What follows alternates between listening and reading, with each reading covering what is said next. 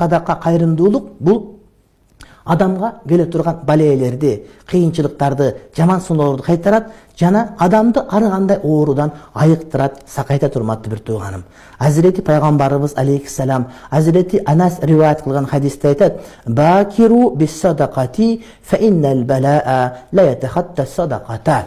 Hazreti имам Байхақи риваят кылган бул хадисте Пайгамбарыбыз алейхиссалам айтат: "Садаканы эртерээк бергенге шашылгыла, кайрымдуулукту эртерээк бергенге шашылгыла, анткени садаканы бале аттап өтө албайт" дейт.